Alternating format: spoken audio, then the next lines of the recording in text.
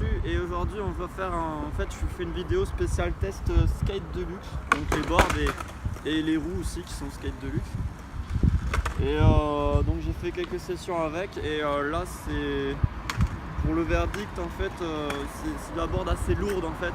C'est ce qui m'a surpris la première session, c'est que c'est très lourd à skater. Bon après il y en a qui vont aimer que ça soit lourd parce qu'on sent bien la board quoi. Même quand on se la prend dans les tibias, on la sent bien. En fait, il y a aussi un truc au niveau du tile, il est vachement, je trouve, pointu, étroit et petit. Donc c'est particulier. Et puis, il n'y a pas vraiment le confort quand on fait des crooks et tout. J'ai eu du mal à faire des crooks alors que j'aime bien les faire. Et en général, j'arrive à les poser à tous les coups. Pas à les sortir, mais à les poser à tous les coups. Et là c'était très difficile, pourtant c'est une 8.5. Normalement une 8.5 c'est assez bien pour les pieds, on a de la place, il y a des coups que ça passe. Et j'arrivais du mal en fait à mettre mon pied sans que ça touche avec le talon. Alors que juste avant j'avais une 8.2.5 et la 8.2.5 en fait le talon ne touchait pas quoi. Donc c'est un peu curieux pour une 8.5. Voilà donc pour skate de luxe. En gros c'est ça, c'est assez bizarre à skater, c'est pas très agréable en fait à skater je trouve. Voilà, après skate de luxe c'est une distribution normalement et puis c'est ceux qui distribuent Real, je crois, je suis pas sûr. Je ne me suis pas trop renseigné sur skate de luxe.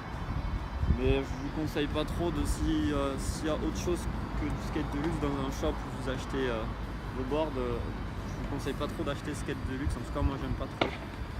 Et je vais mettre une note de 6, à peu près la même note qu'Enjoy parce qu'il y a un peu le même, pas le même shape, mais on va dire que si j'avais à choisir entre une Enjoy et une skate de luxe, je choisirais une skate de luxe parce qu'Enjoy j'ai vraiment mal vécu cette marque, mais essayez de choisir autre chose que du skate de luxe si vous pouvez.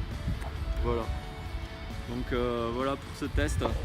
Je ferai pas de fin de test, c'est juste qu'il y avait juste à faire un petit test sur ça, mais rapide. Voilà, j'avais pas trop envie de faire un test de marque skate de luxe. Et au niveau des roues, les roues elles sont très dures, donc c'est idéal pour un parc comme celui-là, mais si vous voulez faire du bol ou du street, c'est juste horrible les roues. Elles sont tellement dures et tellement lisses que c'est patinoire assuré. Voilà. Bon, bonne journée, bon skate et à plus.